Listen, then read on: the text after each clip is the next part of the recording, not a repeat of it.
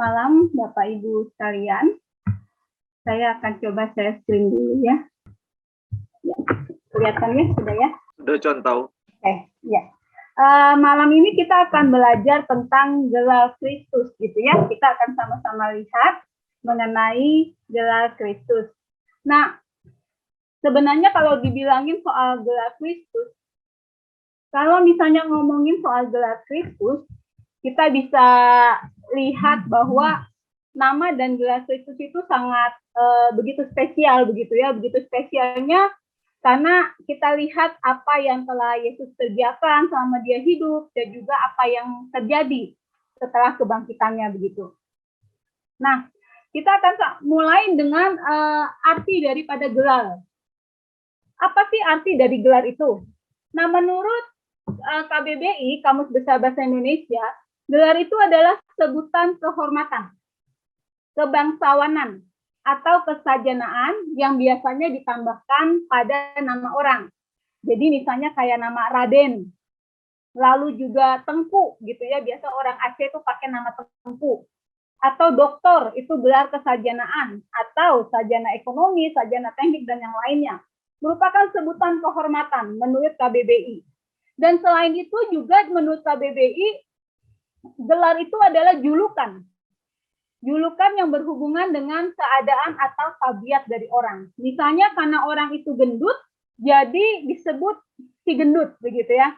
Kalau orang itu misalnya suka dandan, berarti dia ada sebutan tersendiri. Jadi memang ada julukan-julukannya, ada julukan yang tertentu, begitu ya, julukan tertentu yang berhubungan dengan keadaan atau tabiat orang.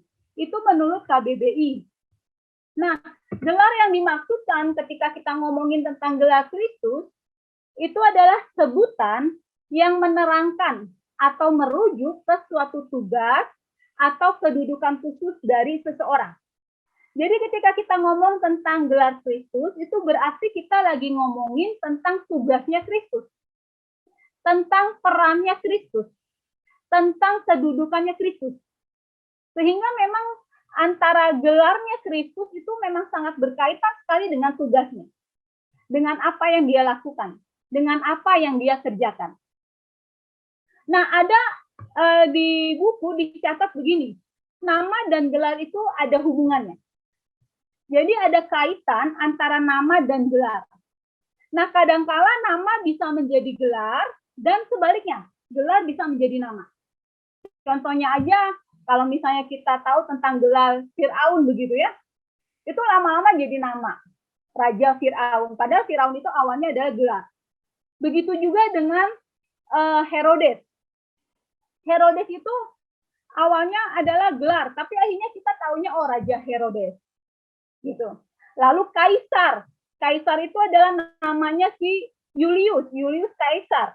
Tapi terakhir dia menjadi kaisar raja begitu ya, kaisar yang sama dengan penguasa.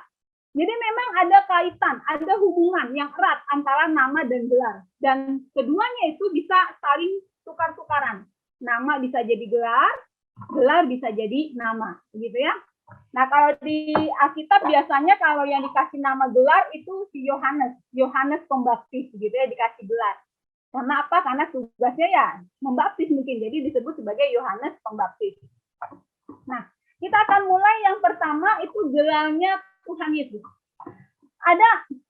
Ada banyak sekali gelarnya Tuhan Yesus begitu. Ada banyak sekali gelar Kristus. Tapi kita akan bahas hanya beberapa saja. Beberapa yang utama begitu. Yang pertama kita akan lihat adalah juru selamat. Nah, juru selamat ini itu dulunya itu biasa digunakan untuk para dewa kafir. Jadi para dewa kafir itu sering disebut sebagai juru selamat.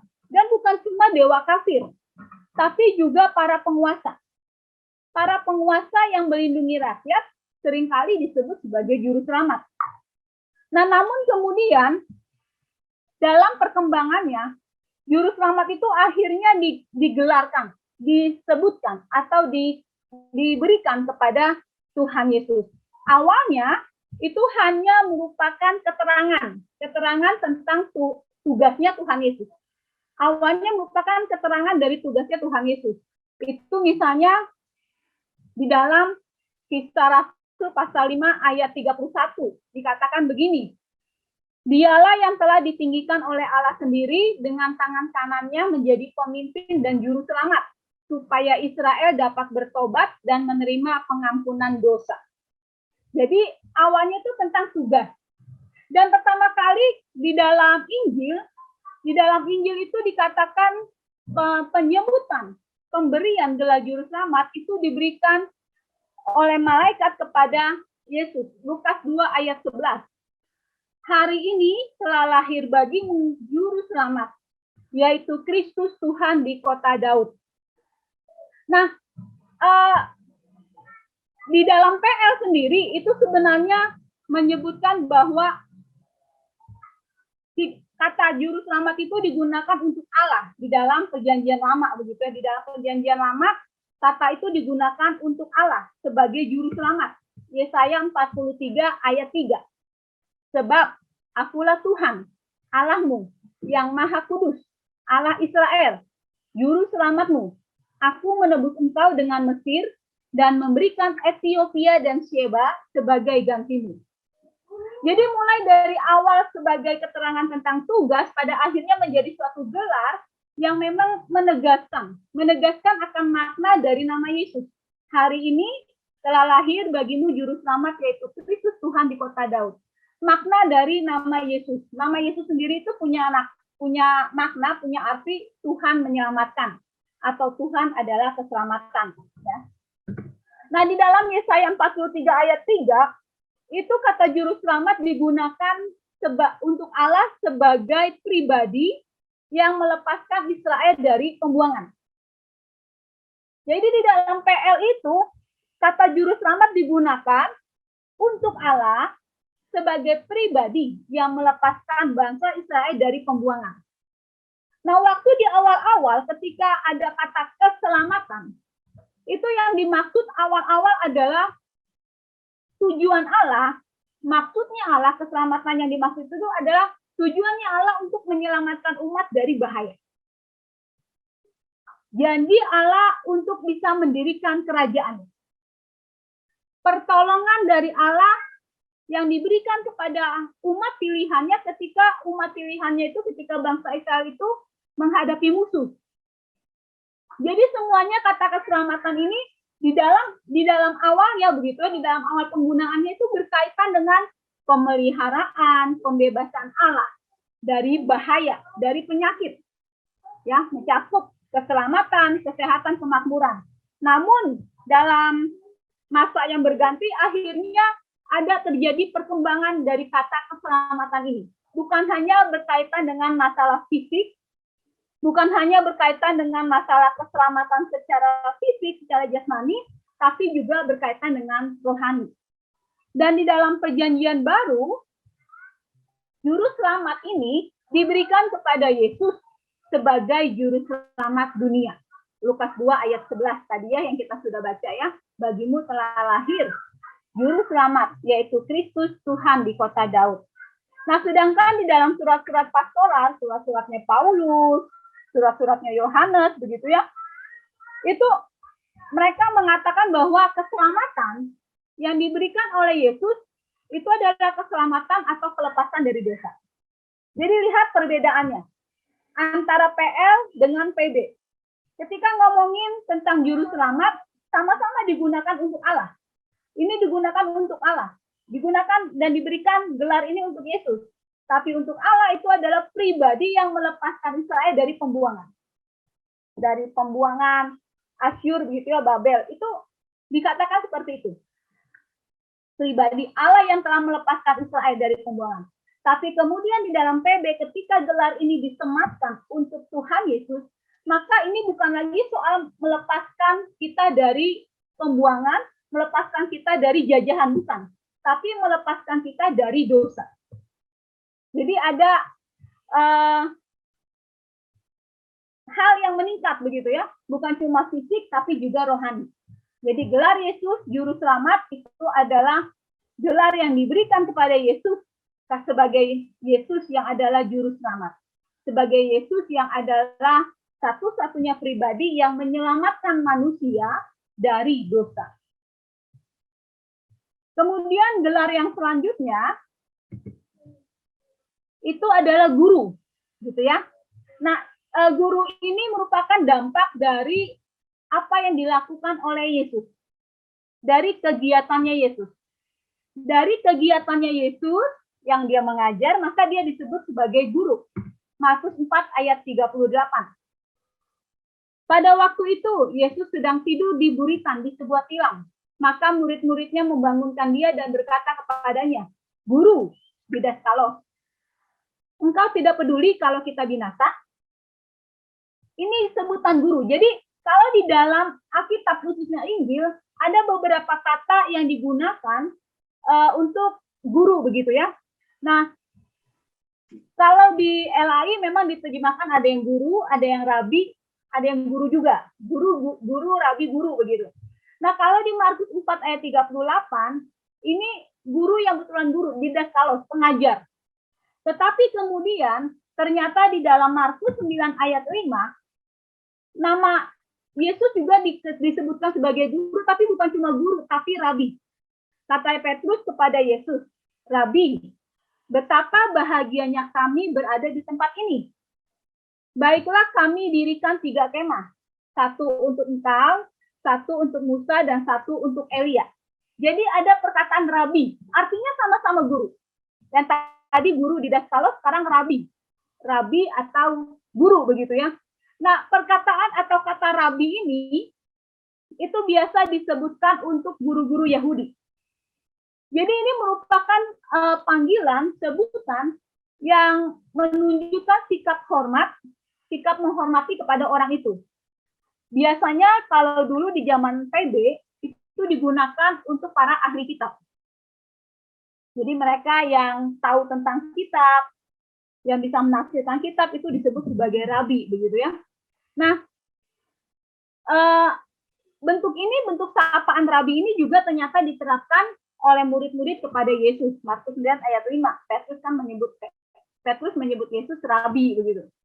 Nah, rabi ini dulunya waktu di awal-awal abad pertama itu merupakan sebutan seseorang yang artinya sama dengan Tuhan. Jadi dulu itu artinya sama dengan Tuhan, bukan untuk para ahli kitab, bukan untuk para pengajar. Tapi kemudian di akhir abad ke-1 mulailah terjadi peralihan. Rabi ini hanya disebutkan untuk mereka yang mengajar, untuk mereka yang tahu tentang kitab-kitab, untuk mereka yang bisa mengajarkan kitab-kitab, untuk mereka khususnya para ahli Taurat atau orang Farisi disebut sebagai rabi begitu. Mereka yang mengajar, guru-guru Yahudi, itu akhirnya disebut rabi pada akhir abad ke-1. Nah, tadi saya bilang kata guru ini di dalam LAI memang ada guru, ada rabi, ada guru. Tadi yang pertama itu Markus 4:38 itu didaskalos, pengajar, guru gitu ya. Lalu di Markus 9 ayat 5 itu rabi, artinya juga guru. Maka di dalam Lukas itu Yesus itu disapa epistates. Epistates ini adalah satu nama, satu istilah yang menyatakan penghormatan terhadap Yesus yang diberikan oleh murid-muridnya dan diberikan juga oleh para simpatisannya. Dan biasanya kata epistates ini itu dipakai terutama dalam hubungan Yesus dengan sekelompok orang. Jadi bukan ngomongin pribadi dengan pribadi, tapi ngomongin Yesus dengan sekelompok orang. Makanya Lukas seringkali menyebutkan memakai sebutan Yesus itu guru itu dengan pakai epistates. Contohnya di dalam Lukas 5 ayat 5. Simon menjawab, "Guru, epistates," begitu ya. "Setelah sepanjang malam kami bekerja keras dan kami tidak menangkap apa-apa. Tetapi karena engkau menyuruhnya, aku akan menebarkan jala juga." Jadi ini gelar Yesus, guru, berkaitan dengan apa yang dia lakukan, berkaitan dengan kegiatannya, berkaitan dengan pekerjaannya, berkaitan dengan tugasnya, yaitu yang mengajar. Akhirnya dia diberikan gelar sebagai guru, begitu ya. Nah, selanjutnya, Tuhan atau Tuan. Ini merupakan gelar yang mengandung penghormatan yang besar. Ya. Ini kalau bahasa Yunaninya kurios, kalau panggilan sapaannya kurie, gitu ya. Nah, ini bentuk sapaan ini merujuk kepada Yesus sebagai guru yang patut dihormati dan juga karena Yesus ini memiliki kekuasaan ajaib. Markus 7 ayat 28. Tetapi perempuan itu menjawab, "Benar Tuhan, tetapi anjing yang di bawah meja juga makan remah-remah yang dijatuhkan anak-anak." Jadi ini bentuk penghormatan. Si perempuan ini memanggil Tuhan begitu ya. Ya Tuhan, Surya, ya Tuhan. Ya Tuhan. Itu yang dipanggil si perempuan kepada Yesus. Bentuk penghormatannya. Sedangkan di dalam Matius 8 ayat 8, tetapi jawab perwira itu kepadanya, "Tuan, aku tidak layak menerima Tuan di dalam rumahku. Katakan saja sepatah kata, maka hambaku itu akan sembuh." Ini merupakan suatu sapaan, suatu panggilan yang diberikan karena menganggap bahwa Tuhan itu, Yesus itu adalah pribadi yang betul-betul dihormati, dan si pembicara, si perwira ini tahu bahwa Yesus itu punya kekuasaan ajaib. Akhirnya dia bisa mengatakan Tuan atau Tuhan, Kurios, aku nggak layak menerima Tuhan di dalam rumahku. Katakan aja kata-kata, maka hambaku itu akan sembuh. Keyakinan bahwa Yesus sebagai Tuhan, sebagai Tuhan, itu punya kuasa yang ajaib yang bisa menyembuhkan hambanya. Nah, di dalam Septuaginta itu Alkitab Ibrani bahasa Yunani, itu nama Tuhan atau nama Kurios itu dipakai untuk menyebut Allah. Jadi nama Tuhan itu, Kurios itu dipakai untuk menyebut Allah. Ada 3 gitu ya. Sebagai nama yang setara dengan Yehova atau Yahweh. Sebagai pengganti nama Adonai, Tuhan ya. Dan juga sebagai terjemahan dari gelar penghormatan yang dinaikkan oleh manusia kepada Allah. Ini adalah nama Kurios atau Kurie, Tuhan. Tuhan yang dipakai, yang digunakan di dalam Septuaginta untuk menyebut nama Allah. Jadi di dalam Septuaginta, itu Kurios itu disamakan atau setara untuk menyebut nama Allah yang setara dengan Yahweh, YHWH. Sebagai pengganti nama Adonai, Adonai Tuhan. Dan juga sebagai gelar penghormatan yang dinaikkan oleh manusia kepada Allah. Nah, di dalam PB, Perjanjian Baru, Kurios atau Kuria ini, Tuhan atau Tuhan ini, itu merupakan sapaan yang hormat dan amat menghargai. Jadi kalau sudah ada kata Kurios, Kurie gitu ya, Tuhan atau Tuhan kalau dalam LAI, itu berarti ini merupakan sapaan yang menunjukkan bentuk hormat dan bentuk penghargaan. Dan Kurios ini juga dipakai, Tuhan ini juga dipakai sebagai pernyataan kepemilikan dan otoritas. Jadi kalau ada kata Kurios, ada kata Tuhan atau Tuan, itu biasanya juga sebagai pernyataan akan kepemilikan dan akan otoritas seseorang. Dan kata Kurios itu di dalam Perjanjian Baru itu menyatakan sifat yang sangat dimuliakan dan secara praktis setara dengan nama Allah. Jadi ketika ketika Kristus diberikan gelar Tuhan atau Tuan, itu menunjukkan bahwa dia setara dengan Allah. Bahwa orang yang memberikan gelar itu tahu bahwa Yesus itu patut dihormati, bahwa Yesus itu pribadi yang punya kekuasaan ajaib.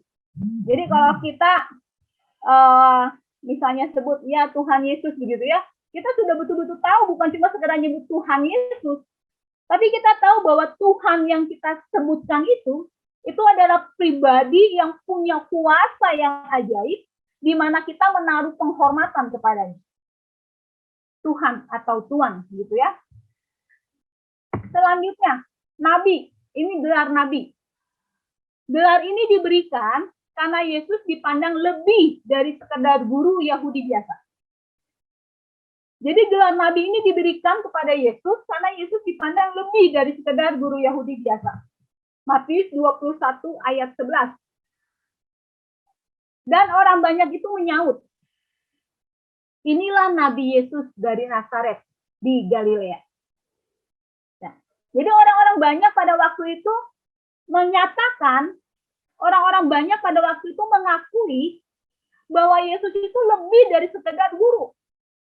Mereka mungkin melihat pengajarannya, mereka mungkin melihat perbuatannya, mereka mungkin melihat mujizatnya, sehingga mereka ini, orang banyak itu mengatakan inilah Nabi Yesus. Mereka nggak mengatakan inilah guru Yesus, inilah Rabi Yesus, enggak. Tapi mereka mengatakan inilah Nabi Yesus dari Nazaret di Galilea. Karena mereka tahu bahwa Yesus itu lebih daripada sekedar guru Yahudi biasa. Ya. Dan nama Nabi ini, gelar Nabi ini, itu juga diakui dan diungkapkan sendiri oleh Yesus. Markus 6 ayat 4.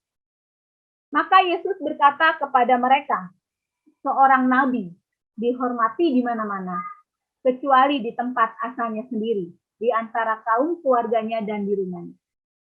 Yesus mengakui sendiri bahwa dirinya itu nabi, begitu ya. Gelar nabi ini diakui, diungkapkan sendiri oleh Yesus. Nabi dihormati di mana-mana. Tapi di tempat asalnya sendiri nggak akan dihormati. Nah, lebih lanjut lagi mengenai nabi itu akan disampaikan minggu depan di dalam jabatan Kristus. Selanjutnya, Mesias atau Kristus. Di dalam Perjanjian Lama itu dari kata masyiak, begitu ya, itu artinya adalah mengurapi. Nah, di dalam Perjanjian Baru itu pakai bahasa Yunani itu ada Kristos. Artinya juga sama, diurapi, begitu ya. Markus 12 ayat 35. Pada suatu kali ketika Yesus mengajar di Bait Allah, dia berkata, bagaimana ahli-ahli Taurat dapat mengatakan bahwa Mesias adalah anak Daud? Markus 13 ayat 21.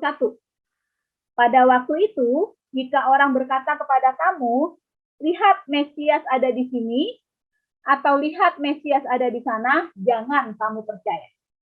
Jadi di dalam Markus 12:35 dan di dalam Markus 13:21 ini, Yesus bicara tentang Mesias.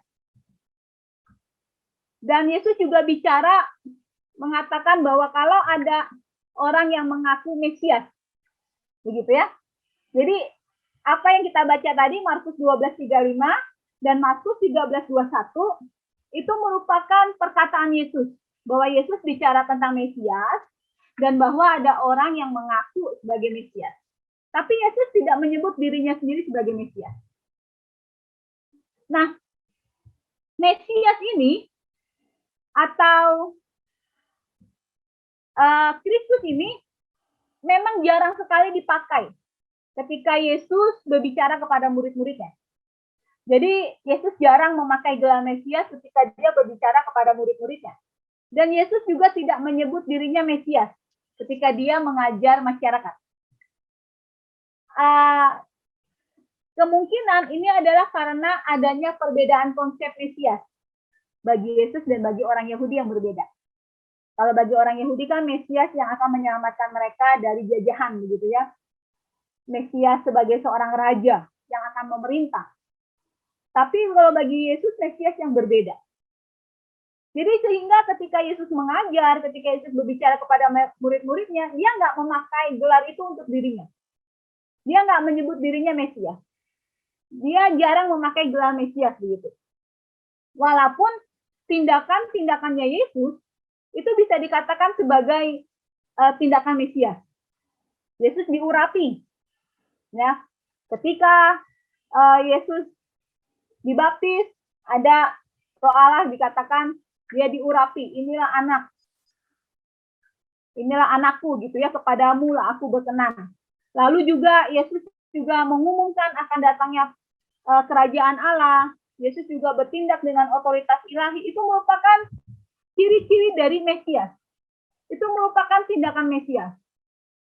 Tapi Yesus nggak memakai gelar itu. Tapi Yesus nggak menyebutkan dirinya Mesias. Nah, Mesias ini, Kristus ini merupakan gelar yang dipakai untuk penebus Israel yang dijanjikan. Jadi untuk penebus Israel yang dijanjikan ini dipakai Mesias.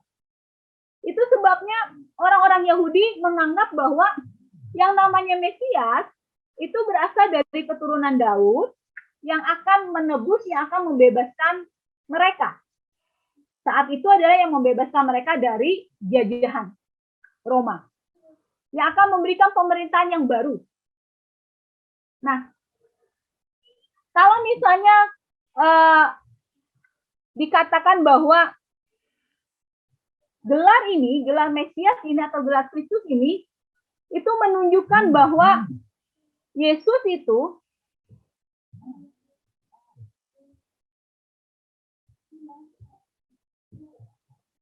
itu ditetapkan untuk diurapi, untuk menerima jabatannya. Jadi Mesias yang artinya adalah diurapi, yang diurapi itu menunjukkan bahwa memang betul pribadinya Yesus ini diurapi. Jadi ini bukan sekedar kata ya Mesias, ya Kristus, bukan. Tapi betul-betul Yesus sendiri mengalami yang namanya diurapi. Ya. Selanjutnya adalah anak Daud. Sebutan ini, gelar ini diberikan kepada Yesus, yang berarti Yesus adalah keturunan Daud. Nah, kembali ke yang tadi saya sudah katakan, hal ini berkaitan dengan kedatangan Mesias yang dijanjikan, yang harus berasal dari keturunan Daud. Jadi mereka, orang-orang Yahudi ini percaya dan meyakini bahwa yang namanya Mesias itu berasal dari keturunan Daud, gitu ya. Gelar ini biasa dipakai, gelar anak Daud ini biasa dipakai oleh orang-orang Yahudi untuk raja yang mereka harapkan, yaitu raja yang dijanjikan oleh Allah dari keturunan Daud. Jadi raja yang akan menolong mereka, raja yang akan membebaskan mereka. Markus 10 ayat 47. Ketika didengarnya bahwa itu adalah Yesus orang Nazaret, mulailah ia berseru, Yesus anak Daud, kasihanilah aku. Yesus anak Daud, kasihanilah aku. Nah, orang-orang yang berharap bahwa Yesus itu akan menolong mereka dalam mengatasi kesusahan mereka, itu menyapa Yesus dengan anak Daud. Anak Daud, Yesus anak Daud, kasihanilah aku. Karena apa ya itu? Karena mereka tahu, yang mereka pahami bahwa anak Daud ini itu merupakan pribadi yang nantinya akan menyelamatkan mereka. Pribadi yang sudah dijanjikan sebagai Mesias. Pribadi yang nantinya yang menjadi raja. Pribadi yang betul-betul mereka harapkan. Sehingga orang-orang yang betul-betul tahu, betul-betul berharap, betul-betul yakin bahwa Yesus pasti akan menolong mereka, mengatasi kesulitan mereka, akan menyapa dia dengan anak Daud. Jadi anak Daud ini gelar yang diberikan kepada Yesus sebagai, yang artinya Yesus adalah keturunan Daud, dan juga ada satu keyakinan bahwa Yesus ini akan membantu mereka, akan menolong mereka, mengatasi kesulitan mereka, kesusahan mereka. Selain anak Daud, ada gelar yang diberikan juga, yaitu anak manusia. Nah, di dalam Markus 8 ayat 31. Kemudian mulailah Yesus mengajarkan kepada mereka bahwa anak manusia harus menanggung banyak penderitaan dan ditolak oleh tua-tua, imam-imam kepala dan ahli-ahli Taurat, lalu dibunuh dan bangkit sesudah 3 hari. Yohanes 12 ayat 34. Lalu jawab orang banyak itu, kami telah mendengar dari hukum Taurat bahwa Mesias tetap hidup selama-lamanya. Bagaimana mungkin engkau mengatakan bahwa anak manusia harus ditinggikan? Siapakah anak manusia itu? Nah, dalam masa Yesus, itu memakai ungkapan anak manusia, itu sebenarnya dianggap sopan kalau mengacu kepada diri sendiri. Karena dianggap sebagai suatu bentuk dari kerendahan hati, gitu ya. Jadi itu suatu hal yang lazim. suatu hal yang biasa, suatu hal yang sopan ketika seseorang mengatakan anak manusia. Anak manusia. Gitu. Nah, Yesus sendiri menggunakan sebutan ini, sebutan anak manusia ini, untuk menunjuk dirinya itu lebih dari 40 kali. Lebih dari 40 kali Yesus menggunakan sebutan anak manusia ini. Dan gelar ini itu berkaitan dengan pekerjaan, berkaitan dengan penderitaan dan kematian. Jadi gelar anak manusia ini ada kaitannya dengan pekerjaannya, dengan penderitaannya, dan dengan kematiannya. Kalau kita lihat ke belakang ke PL begitu ya, di dalam PL juga ada disebutkan anak manusia, terutama di dalam Mazmur 8 ayat 5 dan juga di Daniel 7 ayat 13. Kalau di dalam Daniel 7 itu ada yang mengatakan bahwa ini sebenarnya merujuk dari kedatangan sesosok makhluk surgawi yang dilukiskan dengan pelambang apokaliptik. Akan adanya peranan tokoh ini pada penghakiman yang terakhir. Jadi berkaitan dengan suatu hal yang apokaliptik, sesuatu yang akan terjadi di masa yang akan datang. Sesosok makhluk surgawi, anak manusia. Gitu ya. Sehingga dikatakan bahwa di dalam Louis Berkhof dikatakan ketika ngomong soal anak manusia, itu sebenarnya mau menunjukkan bukan cuma soal kemanusiaannya Yesus. Tapi ketika gelar ini disematkan kepada Yesus, maka gelar ini menunjukkan bahwa Yesus itu adalah Allah sekaligus manusia. Dengan menyebut dirinya sendiri sebagai anak manusia, Yesus menanamkan kepada kemesiasannya bahwa dia adalah yang diurapi. Dia adalah Mesias yang dijanjikan. Dan semangatnya yang berpusat pada surga.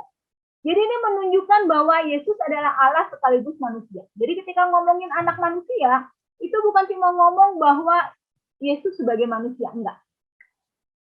Matius 8:31 tadi kita sudah baca, mulailah Yesus mengajarkan kepada mereka, anak manusia harus menanggung penderitaan. Gitu ya. Jadi ngomongin anak manusia, itu kita yakin bahwa Yesus itu adalah Allah sekaligus manusia. Bahwa Yesus itu adalah pribadi yang memang diurapi oleh Allah, dipilih oleh Allah sebagai seorang Mesias, begitu ya. Sebagai seorang Mesias yang nantinya akan datang. Dan julukan atau gelar anak manusia ini itu berkaitan dengan penderitaan, berkaitan dengan pekerjaan, berkaitan dengan kematian. Anak Allah. Gelar ini mengungkapkan kedudukan dan hubungan Yesus dengan Allah. Jadi ketika ngomongin tentang anak Allah, maka ini berhubungan tentang kedudukan dan hubungan Yesus dengan Allah. Yesus menggunakan istilah anak untuk menyatakan hubungannya dengan Bapa, dengan Allah sebagai Bapa. Matius 11 ayat 27. Semua telah diserahkan kepadaku oleh Bapakku. Dan tidak seorang pun mengenal anak selain Bapa. Dan tidak seorang pun mengenal Bapa selain anak. Dan orang yang kepadanya anak itu berkenan menyatakan. Jadi ini berkaitan ketika ngomongin dan ketika membicarakan mengenai gelar Yesus sebagai anak Allah, ini mengungkapkan kedudukan dan hubungan Yesus dengan Allah. Yesus menyatakan hubungannya dengan Allah sebagai Bapa dengan anak. Dan di dalam perjanjian baru, Yesus memakai gelar ini, anak Allah. Tadi kita sudah baca. Tidak seorang pun mengenal anak selain Bapa, gitu ya. Jadi Yesus memakai gelar ini dan orang lain juga menyebutkan gelar ini kepadanya. Jadi bukan cuma Yesus yang menyebutkan gelar ini, tapi orang lain juga menyebutkan gelar ini. Markus 1 ayat 1, ini ketika Yesus diurapi. Lalu terdengarlah suara dari surga. Engkaulah anakku yang kukasihi. Kepadamulah aku berkenan. Kalau lihat di dalam perjanjian lama, anak Allah ini merujuk kepada umat Israel. Umat Israel sebagai keseluruhan yang menyatakan hubungan mereka dengan Allah. Jadi umat sebagai anak, Allah sebagai bapaknya. Umat sebagai anak Allah, Allah adalah Allah sebagai bapak, begitu ya. Jadi dalam perjanjian lama, anak Allah ini dipakai untuk bangsa Israel secara keseluruhan. Menyatakan hubungan mereka dengan Allah. Dalam arti bahwa Allah memelihara dan melindungi mereka. Namun di sisi lain, ada pelayanan dan ketaatan yang dilakukan mereka kepada Allah. Jadi ada dua sisi. Ketika ngomongin anak Allah di dalam PL, maka ini ngomongin tentang hubungan umat Allah sebagai keseluruhan dengan Allah. Allah yang memelihara dan melindungi umatnya. Namun, di sisi lain, umatnya ini harus melayani dan harus taat kepada Allah. Jadi ada hubungan. Bukan cuma hubungan yang satu sisi aja, enggak. Tapi dua sisi. Ada timbal balik. Allah yang melindungi dan memelihara, dan umat yang melayani dan taat. Nah, ketika gelar ini ditujukan kepada Yesus, maka ada 4 pengertian yang berbeda. Yang pertama itu mengenai jabatan atau mesianik. Jadi Sang Mesias atau Yesus itu dapat disebut sebagai anak Allah, sebagai ahli waris dan wakil Allah.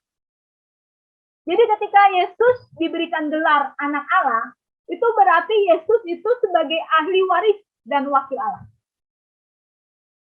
Lalu berkaitan dengan Tritunggal. Nama ini kadang dipakai untuk menunjukkan keilahian Yesus dan keberadaannya sebagai Allah Putra. Ngomongin anak Allah ketika Yesus diberikan gelar sebagai anak Allah, bukan hanya Yesus sebagai ahli waris dan wakil Allah, tapi Yesus juga sebagai pribadi kedua, Allah Putra, sebagai Allah Tritunggal. Dan gelar ini juga menunjukkan tentang kelahirannya. Kristus disebut sebagai anak Allah berkenaan dengan kelahirannya yang supranatural. Jadi anak Allah gitu ya. Kemarin kita sudah bahas di natur Allah. Jadi berkaitan dengan kelahirannya yang supranatural. Dan yang keempat, etis religius. Istilah anak Allah diterapkan pada orang percaya di dalam perjanjian baru. Inilah gelar yang diberikan kepada Yesus, gelar anak Allah, ya. Ketika kita tahu bahwa Yesus itu adalah anak Allah, kita tahu bahwa gelarnya itu adalah anak Allah, kita tahu hubungannya dengan Bapa. Kita tahu bahwa ketika ngomongin soal anak Allah, itu menyangkut bahwa Yesus adalah pribadi Allah Tritunggal, Allah kedua. Pribadi kedua dari Allah Tritunggal. Berkaitan dengan ngomongin soal tentang anak Allah, kita tahu bahwa Yesus itu adalah wakil Allah, ahli waris Allah. Dan ngomongin anak Allah, ternyata itu bukan cuma disematkan bagi Yesus. Bagi setiap kita, sesuai dengan yang PL juga punya makna begitu, itu juga disematkan bagi setiap orang yang percaya. Bagi setiap orang yang percaya, itu juga bisa disebut sebagai anak-anak Allah. Bukan anak Allah, anak-anak Allah. Setiap orang percaya bisa dikatakan sebagai anak-anak Allah. Nanti kelihatan bedanya. Ketika di dalam perjanjian baru, ngomongin Yesus sebagai anak Allah itu bentuknya tunggal. Tapi ngomongin umat Kristen atau umat perjanjian sebagai anak Allah itu bentuknya jamak. Jadi bedanya di situ nanti. Selanjutnya, anak domba. Nah, Yesus ini merupakan anak domba Allah yang disediakan Allah untuk dikorbankan sebagai pengganti orang berdosa, ya. Yohanes 1 ayat 29. Pada keesokan harinya, Yohanes melihat Yesus datang kepadanya. Dan ia berkata, "Lihatlah anak domba Allah yang menghapus dosa dunia." Jadi anak domba ini, gelar ini diberikan kepada Yesus karena Yesus adalah anak domba Allah yang disediakan Allah untuk dikorbankan sebagai pengganti orang berdosa. Lihatlah anak domba Allah yang menghapus dosa manusia. Wahyu 5 ayat 7. Lalu datanglah anak domba itu dan menerima gulungan kitab itu dari tangan dia yang duduk di atas tahta itu. Nah, di dalam kitab Wahyu, itu anak domba itu muncul sebanyak 28 kali. Jadi kalau Bapak, Ibu, Saudara baca kitab Wahyu, nanti akan lihat ada banyak sekali kata anak domba. Anak domba ini dikatakan ada sebanyak 28 kali dituliskan di dalam kitab Wahyu. Dan uniknya anak domba yang disebutkan di dalam kitab Wahyu, ini menggabungkan ciri-ciri paradoks. Ya, ada paradoks di dalam Wahyu tentang anak domba. Yaitu bahwa anak domba ini sudah disembelih atau sudah disalibkan di dalam Wahyu 5 ayat 6. Tetapi dikatakan dia menjadi Tuhan yang patut untuk disembah. Wahyu 5 ayat 8. Saya akan bacain buat kita. Wahyu 5 ayat 6. Maka aku melihat di tengah-tengah tahta dan keempat makhluk itu, dan di tengah-tengah tua-tua itu, berdiri seekor anak domba seperti telah disembelih. Bertanduk 7 dan bermata 7. Itulah ketujuh roh Allah yang diutus ke seluruh bumi. Berdiri seekor anak domba seperti telah disembelih. Lalu di dalam ayat 8 dikatakan begini. Ketika ia mengambil gulungan kitab itu, tersungkurlah keempat makhluk dan ke-24 tua-tua itu di hadapan anak domba itu. Masing-masing memegang satu kecapi dan satu cawan emas penuh dengan kemenyan. Itulah doa orang-orang kudus. Jadi terjadi paradoks. Dikatakan bahwa anak domba ini sudah disembelih atau disalibkan, kita tahu disalibkan gitu ya. Namun ternyata di dalam Wahyu 5 ayat 8 dikatakan dia menjadi Tuhan yang patut disembah. Wahyu mencatat hal ini. Ada paradoks ketika ngomongin gelar anak domba bagi Tuhan Yesus. Dan dikatakan di dalam Wahyu 6 ayat 16. Saya akan bacakan buat kita.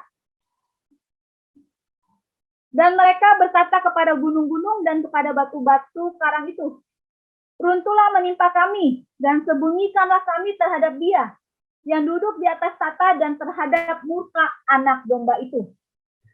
Jadi, anak domba ini dikatakan Yesus ini mengarahkan murkanya terhadap yang jahat.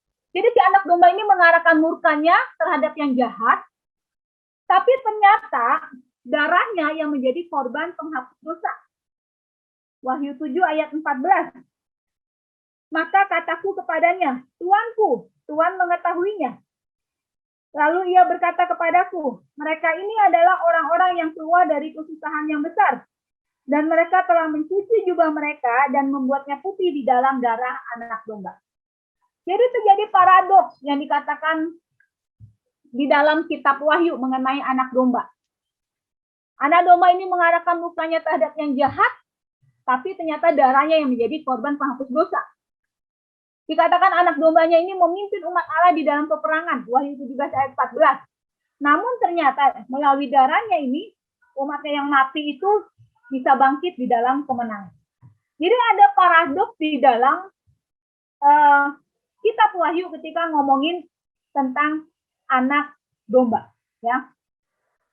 Yesus diberikan gelar anak domba karena dia adalah sebagai pengganti, sebagai korban pengganti, begitu ya. Karena dia adalah anak domba Allah yang memang disediakan Allah untuk dikorbankan sebagai pengganti orang berdosa. Imam besar. Nah, ini bagian terakhir ya, imam besar. Imam besar, pekerjaan Yesus itu dinyatakan di dalam pengertian jabatan imam besar sesuai dengan peraturan korban TL. Jadi pekerjaan Yesus itu dinyatakan di dalam pengertian jabatan imam besar sesuai dengan peraturan korban TL. Ibrani 5 ayat 5. Demikian pula Kristus tidak memuliakan dirinya sendiri dengan menjadi imam besar. tetapi dimuliakan oleh Dia yang berfirman kepadanya, "Anakku engkau telah kuperanakan pada hari ini." Ibrani 4 ayat 14. Karena kita sekarang mempunyai imam besar agung yang telah melintasi semua langit, yaitu Yesus anak Allah. Baiklah kita teguh berpegang pada pengakuan iman kita. Ya. Jadi jabatan atau gelar imam besar itu diberikan kepada Yesus di dalam pekerjaan. Pekerjaannya sebagai jabatan imam besar sesuai dengan peraturan Korban PR. Dan untuk lebih lanjutnya ini juga akan dipelajari, akan dibahas di minggu depan mengenai jabatan Kristus. Nah, jadi Bapak Ibu Saudara, ada banyak sekali memang mengenai gelar dan nama yang disematkan, yang diberikan kepada Kristus. Di dalam Matius 1 ayat 23 itu tentang Immanuel. Sesungguhnya anak darah itu akan mengandung dan melahirkan seorang anak laki-laki, dan mereka akan menamakan dia Immanuel, yang berarti Allah menyertai kita. Jadi Yesus juga diberikan gelar sebagai Immanuel, yaitu Allah beserta dengan kita. Ini digunakan di dalam Matius tadi yang kita sudah baca, Matius 1:23, dengan mengutip daripada Yesaya 7 ayat 14, gitu ya. Kata Immanuel ini muncul 3 kali. Jadi 2 kali di dalam PL dan 1 kali di dalam PB. Ini Immanuel. Yesus sebagai Immanuel, Allah beserta dengan kita. Allah yang menyertai kita. Lalu Yesus juga diberikan gelar Raja. Ya, nanti ini juga kita akan bahas minggu depan ya di dalam jabatan Kristus. Yesus diberikan juga gelar sebagai hamba ya. Nah, berulang kali kalau kita baca itu seringkali Yesus itu mengumpamakan hubungan antara Yesus dengan murid-muridnya itu hubungan antara hamba dengan Tuhan. Lalu Yesus juga seringkali mengatakan bahwa dia itu adalah hamba. Dan itu bukan cuma dikatakan tapi ditunjukkan di dalam sikapnya. Ketika Yesus melakukan pekerjaan hamba di dalam Yohanes 13:4-17. Waktu itu pernah dibahas Tuan Tomalin gitu ya. Ketika Yesus melakukan pekerjaan hamba, mencuci kaki murid-muridnya, itu adalah pekerjaan hamba. Itu dengan tujuan apa? Supaya para murid itu bisa saling melayani. Jadi gelar hamba itu juga diberikan kepada Yesus. Lalu firman, pada mulanya adalah firman. Firman itu bersama-sama dengan Allah, dan firman itu adalah Allah. Kemudian terang. Terang ini Yesus sendiri yang mengatakan, akulah terang. Akulah terang dunia. Jadi ada banyak sekali gelar yang Yesus yang disematkan kepada Yesus, baik disematkan oleh orang-orang di sekitarnya, baik oleh para muridnya, baik oleh orang banyak maupun oleh dirinya sendiri. Penasihat, itu di dalam Yesaya 9 ayat 5. Lalu gembala yang agung, Petrus 1 Petrus 5 ayat 4. Alfa dan Omega, Wahyu 1 ayat 8. Ada banyak sekali gelar-gelar yang memang disampaikan, gelar-gelar yang memang diberikan kepada Yesus. Namun yang kita bahas tadi hari ini itu hanya gelar-gelar yang memang inti, gelar-gelar inti atau gelar-gelar besar yang memang diberikan kepada Yesus. Juru selamat, guru, Tuhan atau Tuan, Nabi, Mesias atau Kristus, anak Daud, anak manusia, anak Allah, anak domba, gitu ya, imam besar. Itu semua adalah gelar-gelar yang diberikan kepada Tuhan berkaitan dengan tugasnya, berkaitan dengan pekerjaannya, berkaitan dengan apa yang dia lakukan. Jadi, apa yang seharusnya kita lakukan? Apa yang seharusnya kita renungkan ketika kita sudah tahu mengenai gelar-gelar Tuhan itu? Saya yakin bahwa ini bukan hanya sekedar bahwa kita tahu di dalam pikiran, tahu di dalam otak, tahu di dalam pengetahuan. Tentunya tidak seperti itu. Tentunya kelas pembinaan ini bukan hanya diberikan untuk memuaskan rasa haus kita akan pengetahuan tentang doktrin. Tentunya kelas ini tidak tidak diberikan, tidak diadakan hanya untuk memberikan pemahaman yang luas mengenai doktrin, tidak. Tapi ada hal yang bisa diambil yang menyangkut di dalam hubungan pribadi kita dengan Tuhan. Yang menyangkut relasi kita dengan Tuhan. Dalam kali ini itu adalah menyangkut relasi kita dengan Kristus. Kalau kita sudah belajar tentang gelar Kristus, itu seharusnya membuat kita mengagumi Kristus. Karena Kristus itu pribadi yang memang begitu luar biasa dengan memiliki banyak gelar yang ternyata itu berkaitan dengan tugasnya, berkaitan dengan pekerjaannya, berkaitan dengan hal yang dia lakukan, yang seharusnya kita kagum. Karena ternyata tidak ada yang seperti dia. Karena ternyata kalau dilihat semua yang kita tadi sudah dengarkan, itu ternyata membuat kita menyadari bahwa Tuhan kita itu, Yesus itu, begitu luar biasa di dalam tugasnya, di dalam pekerjaannya, di dalam setiap yang dia lakukan, terutama bagi setiap kita. Dan ketika kita kagum akan Kristus, itu seharusnya juga membuat kita mau mengenal dia. Mengenal lebih dalam lagi. Mengenal lebih dekat lagi. Mengenal dia, mengenal karyanya. Kalau kita kenal dia, maka saya yakin seluruh hidup kita itu akan dikendalikan oleh dia. Kalau kita kenal dia dan kenal karyanya, maka nggak akan ada lagi yang namanya kesombongan di dalam diri kita. Nggak akan ada juga keminderan di dalam diri kita. Karena kita tahu bahwa Kristus itu begitu luar biasa. Karyanya, gelarnya, perbuatannya, tindakannya, pengajarannya. Sangat luar biasa. Saya rindu setiap kita boleh memiliki hati yang kagum akan Kristus.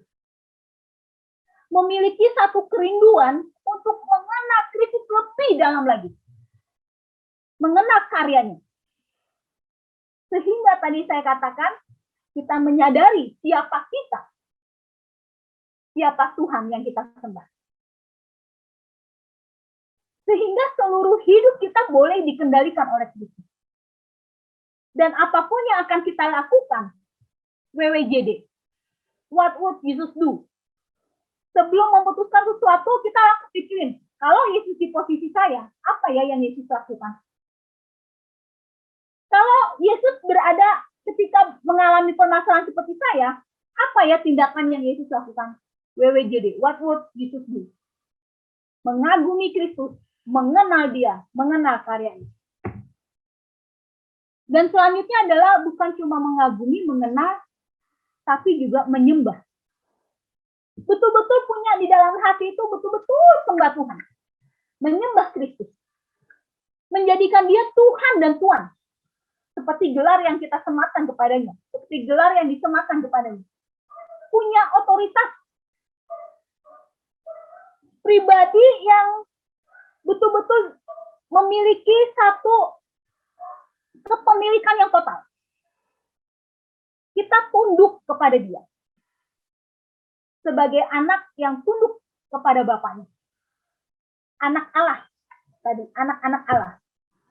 Karena Allah pelihara, karena Allah tolong, maka sebagai umat Allah, itu harus melayani dan harus taat. Jadi betul-betul menyembah Kristus.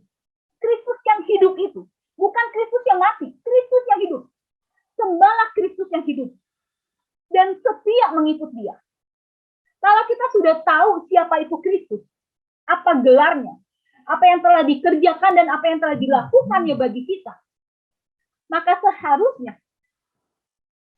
kita itu tetap setia mengikut dia, apapun kendala yang kita alami, apapun kesulitan dan tantangan yang kita alami. Itu semestinya membuat kita mau mengikut dia. Mengikut dia betul-betul mengikut dia. Betul-betul jadi murid yang taat kepadanya. Betul-betul jadi murid yang setia. Dia ngomong apa kita turut. Dia lakukan apa kita ikut. Follow Jesus. Bukan cuma menjadi supporter Bukan cuma yang teriak-teriak hore, enggak. Tapi betul-betul ngikut Yesus. Betul-betul setia ikut Yesus di tengah-tengah segala macam halangan dan segala macam tantangan. Dan melayaninya. Ini yang harus kita lakukan. Kalau kita tahu siapa itu Kristus, kita kagum dia, kita kenal dia, kita sembah dia, kita ikut dia, maka jangan lupa untuk melayani dia. Melayani dengan apa yang sudah Tuhan karuniakan kepada kita. Melayani dia dengan memberikan yang terbaik yang bisa kita berikan kepadanya. Termasuk di dalamnya kita memberitakan tentang dia. Termasuk di dalamnya memberitakan tentang dia kepada orang banyak. Dan itu yang dilakukan para murid. Ketika murid mengerti, memahami akan Yesus dan gelarnya, akan Yesus dan tindakannya, para murid yang dulunya takut setelah kebangkitan, itu nggak lagi takut. Mereka menjadi orang-orang yang pemberani. Mereka semakin diteguhkan untuk bisa mengajar, untuk bisa melayani, untuk bisa memberitakan Injil. Nah, saya rindu setiap kita boleh menjadi jemaat-jemaat yang memiliki hati yang militan, yang memiliki semangat yang membara untuk melayani dan memberitakan Kristus. Karena apa? Karena kita kagum Kristus, kita kenal dia, kita menyembah dia, kita mengikut dia, kita mau melayani dia, karena kita tahu siapa itu Kristus. Ya, pembahasan saya sampai di sini. Nah, ini bisa untuk bacaan lanjut. Doktrin Kristus, Louis Berkhof, itu Bapak Ibu bisa baca, ada di perpustakaan. Ya, di sini bukan cuma tentang gelar Kristus, ada juga yang lain, termasuk yang minggu-minggu lalu dibahas, itu juga ada. Natur Kristus ada di dalamnya, karya Kristus, dan nanti untuk minggu depan, jabatan Kristus juga ada di dalamnya. Kalau suka baca, silakan baca. Bisa pinjam di perpustakaan. Memang bahasanya agak susah. Saya juga kadang nggak ngerti begitu ya. Bahasanya susah banget. Tapi kalau suka baca, silakan baca. Lalu sumber bacaan yang selanjutnya itu adalah Ensiklopedia Alkitab Masa Kini. Ini yang jilid 2. Dia ada 2 jilid. Ada jilid 1 dan jilid 2. Jilid 1 itu A sampai L. Nah, jilid 2 itu M sampai Z. Di sini juga ada. Jadi biasanya kalau mau cari kata-kata tertentu, artinya, lalu bagaimana penggunaannya di dalam perjanjian lama dan segala macam, bisa pakai di ensiklopedia. Nah, saya juga pakai aplikasi Kamus Alkitab. Ini adalah aplikasi, jadi bisa di-download di Android, begitu ya, bisa di-download di Android. Itu Kamus Alkitab. Nanti tinggal cari aja Kamus Alkitab, itu ada. Itu punyanya Sabda. Di sini juga lebih mempermudah, tinggal ketik aja mau cari apa, nanti ada di dalamnya ya. Oke, sekian dari saya. Silakan kalau ada yang mau bertanya, dipersilakan ya. Saya stop ya. Oke. Mungkin dari saya contoh ya, minta penjelasan. Iya. Tadi ada disebutkan gelar Yesus itu yang diurapi. Mungkin bisa ditunjukkan di poin mana, di ayat mana, mungkin kita supaya jelas. Diurapi itu bagaimana Yesus diurapi. Oke, ya. Ini yang di Mesias ya. Oke. Di dalam Markus 12 ayat 35 ya. Ini perkataan Yesus bahwa bagaimana ahli-ahli Taurat dapat mengatakan bahwa Mesias adalah anak Daud. Tapi yang mau ditanyakan ini ada tentang pengurapan Mesias ini adalah pengurapi begitu ya, Pak ya? Iya. Oke, ya. Nah, di dalam Matius 1 ayat 1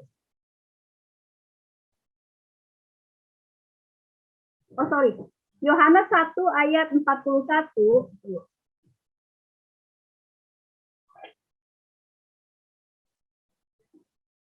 Nah, Yohanes 1:41 itu ada tulisan begini. Andreas mula-mula bertemu dengan Simon, saudaranya, dan dia berkata kepadanya, "Kami telah menemukan Mesias," artinya Kristus. Nah, Kalau mau tahu apa dari mana itu taunya diurapi, itu kita lihat di dalam kamus kok. Jadi kata Mesias itu artinya adalah yang diurapi. Dari kata Masyiach, ya. Saya coba baca di dalam bahasa Yunani-nya.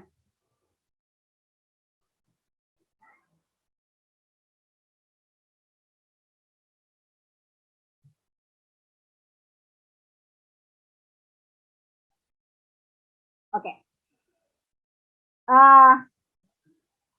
Ya. Yuliske otos, nah, bla bla bla bla. Nah. Eurekamenton Mesian. Nah, itu kalau, nah, Bapak Ibu yang pengen tahu juga misalnya ini bahasanya apa, ini bisa lihat di aplikasi. Gimana ya? Aplikasi MySword begitu ya. Kalau Bapak Ibu, MySword nggak ada. Nah, itu lihat di dalam bahasa aslinya. Bahasa asli yang digunakan di dalam Yohanes 1:41 itu adalah Mesias. Mesias ketika kita buka di dalam kamus Strong. Nah, kamus Strong ini itu adalah kamus Yunani Inggris begitu ya. Jadi setiap kata di dalam Alkitab bahasa Yunani itu ada nomor-nomornya. Jadi ada nomor-nomornya. Kalau dari sini kelihatan nggak isinya? Oh, ini nggak kelihatan. Oh, itu akan ada. Jadi ketika disebut misalnya Mesias, maka artinya itu adalah nama Kristus. Itu arti kata Mesias. Itu artinya adalah diurapi. Dari kata Masyiach. Masyiach itu bahasa Ibrani. Itu dari Strong juga. Jadi taunya dari mana itu diurapi atau enggak, atau Mesias itu artinya diurapi, itu lihat dari bahasa aslinya. Dari bahasa aslinya Kristus itu memang Masyiach, Mesias, begitu ya, yang artinya diurapi. Nah, dan pengurapan yang kalau dikatakan yang bagaimana kita tahu Yesus betul-betul diurapi, itu tadi yang dikatakan di dalam inilah anakku. Ketika Yesus pertama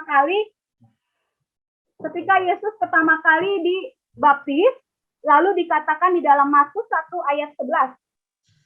Saya baca dulu dari ayat 9, 10, 11 ya. Pada waktu itu Markus 1. Pada waktu itu datanglah Yesus dari Nazaret di tanah Galilea dan ia dibaptis di Sungai Yordan oleh Yohanes. Pada saat ia keluar dari air, ia melihat langit terkoyak dan roh seperti burung merpati turun ke atasnya. Lalu terdengarlah suara dari surga. Engkaulah anakku yang kukasihi, kepadamulah aku berkenan. Ini merupakan bentuk pengurapan. Bentuk pengurapan dari Tuhan. Yesus diurapi oleh Tuhan. Itu yang menunjukkan bahwa Yesus diurapi gitu. Ya, jelas contoh. Terima kasih. Satu lagi contoh. Tadi kan disinggung juga Yesus gelarnya anak Allah. Bagaimana sedangkan kita umat yang percaya kepada Yesus akan diangkat menjadi anak-anak Allah. Nah, bagaimana kita menjelaskan kepada rekan-rekan relasinya, kenapa Yesus anak Allah, sedangkan kita disebut juga anak-anak Allah. Gitu. Oh ya, thank you kok. Jadi gini, kita harus paham dulu gelar ini disematkan kepada Yesus anak Allah itu menunjukkan apa. Tadi saya sudah katakan bahwa ketika Yesus diberikan gelar anak Allah itu mau menunjukkan hubungan antara Yesus dengan Bapa. Relasi antara Yesus dengan Bapa. Sehingga ketika itu juga diberikan kepada orang percaya anak-anak Allah, ini juga mau menunjukkan relasi antara kita, manusia, orang yang percaya kepada Allah atau kepada Yesus. Di mana kita bisa memanggil dia sebagai Bapa. Itu. Menjawab nggak ya? Menjawab nggak, Kak? Ya, contoh terima kasih. Ya, saya hanya supaya lebih jelas buat semua gitu. Ya. Terima kasih. Ya, thank you, Kak. Ada lagi kah yang di antara hadirin yang mau bertanya? Chantal. Ya, silakan. Mungkin bisa ditambahkan aja sih yang tentang Yesus diurapi itu ada di Kisah Rasul 10 ayat 38 itu Chantal. Yaitu tentang Yesus dari Nazaret, bagaimana Allah mengurapi dia dengan Roh Kudus dan kuat kuasa. Dia yang berjalan berkeliling sampai selesai, pokoknya begitu. Jadi itu maksudnya jelas bahwa Yesus memang diurapi oleh Allah sendiri. Di Kisah Rasul 10 ayat 38. Ya, ini adalah khotbahnya Petrus, ya. Ini khotbahnya Petrus, ya. Khotbahnya Petrus, ketika Petrus ngomong ke Cornelius, ini tentang Petrus dan Cornelius. Jadi ketika dia lagi khotbah, dia lagi jelasin bahwa Yesus orang Nazaret ini itu diurapi oleh Allah. Diurapinya dengan apa? Dengan Roh Kudus. Nanti taunya dari mana? Ketika dia selesai dibaptis, ada Roh Allah itu. Inilah anakku yang kukasihi. Itu adalah bentuk pengurapannya. Thank you, Ce. Sama-sama. Ada lagi yang mau bertanya?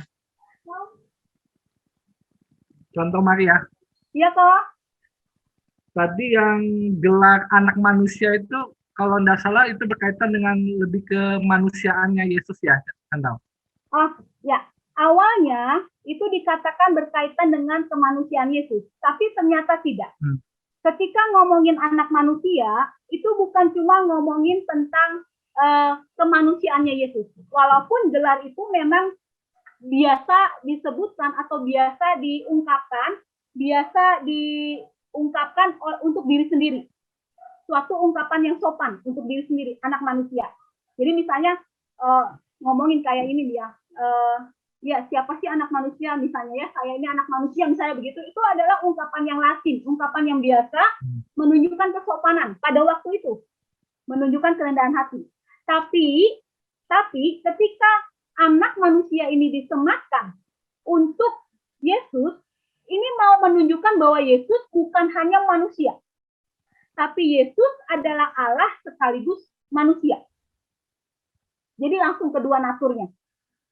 Dengan menyebut dirinya sendiri anak manusia, itu Los Betos yang mengatakan begini, Yesus menanamkan kepada kemesiasannya semangatnya yang berpusat pada surga. Jadi bukan cuma anak manusia ini bukan cuma nunjukin diri sendiri, enggak. Bukan cuma nunjukin kemanusiaan Yesus, enggak. Tapi di dalamnya, ketika untuk Yesus, maka ini menyangkut kealahan Yesus dan kemanusiaan Yesus. Gitu kok. Mari kita berdoa bersama. Tuhan, pada kesempatan malam ini, kami memohon campur tangan Tuhan, secara khusus mengenai permasalahan pausang Tuhan. Engkau tahu apa yang telah dilakukannya, bukanlah merupakan suara dari kami, mayoritas Kristen. Itu pun bukanlah suatu kebenaran.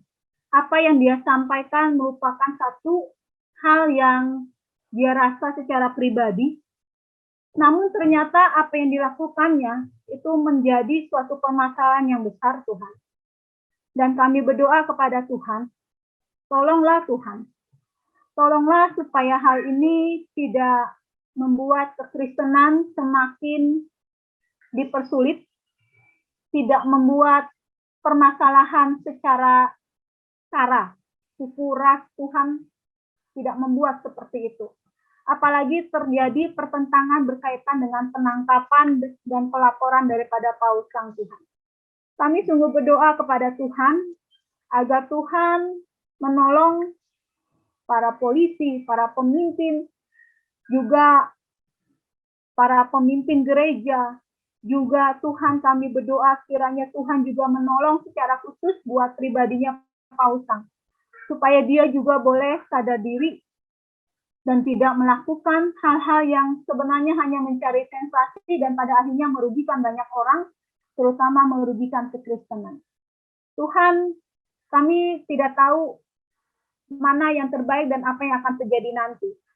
Namun kami membawa ini ke dalam tangan Tuhan, karena kami tahu hanya Tuhan yang bisa diandalkan, dan hanya Tuhan yang sanggup melakukan segala sesuatu dan memberikan yang terbaik. Hasil apapun Tuhan, kami serahkan ke dalam tangan Tuhan. Apakah dia nanti ditangkap ataupun tidak, karena dia mengaku dia bukan lagi WNI dan tidak bisa lagi ditangkap, kami tetap serahkan ke dalam tangan Tuhan. Sekali lagi Tuhan, kami mohon, tolong jangan biarkan kekristenan, jangan biarkan anak-anakmu menjadi terkena masalah oleh karena permasalahan ini. Tuhan sungguh berikan kebijakan, berikan hikmat kepada mereka yang berurusan dengan masalah ini, Tuhan. Terima kasih Tuhan, inilah doa kami, dan kami juga menyerahkan setiap diri kami ke dalam tangan Tuhan. Terima kasih untuk kesempatan kami boleh bersama-sama berdoa. Kami boleh bersama-sama memuji menyembah Engkau. Dan kami boleh sama-sama belajar lagi mengenai Engkau. Biarlah itu semua membuat kami semakin rindu untuk mengenal Engkau lebih dalam lagi, semakin kagum akan Engkau, semakin mau menyerahkan hidup kami untuk dipimpin oleh-Mu, tunduk taat kepadamu, dan boleh dipakai untuk melayani dan memberitakan Injil. Kami rindu apa yang sudah kami pelajari pada malam hari ini boleh mengubah kehidupan kami, membuat kami bisa menjadi pengikut-pengikut Kristus yang menyadari siapa kami dan siapa Engkau, yang membuat kami mengagumi Engkau, yang membuat kami sungguh-sungguh tunduk di bawah kaki-Mu. Terima kasih Tuhan, inilah doa kami, dan kami menyerahkan sisa waktu malam ini ke dalam tangan-Mu. Kiranya Allah yang penuh dengan kasih akan terus memelihara dan melindungi dan menjaga kami, dan biarlah kami boleh memiliki waktu istirahat yang baik sebelum akhirnya besok kami melakukan segala kegiatan kami selanjutnya. Terima kasih Tuhan, inilah doa kami. Di dalam nama Tuhan Yesus, kami mengucap syukur dan berdoa. Amin.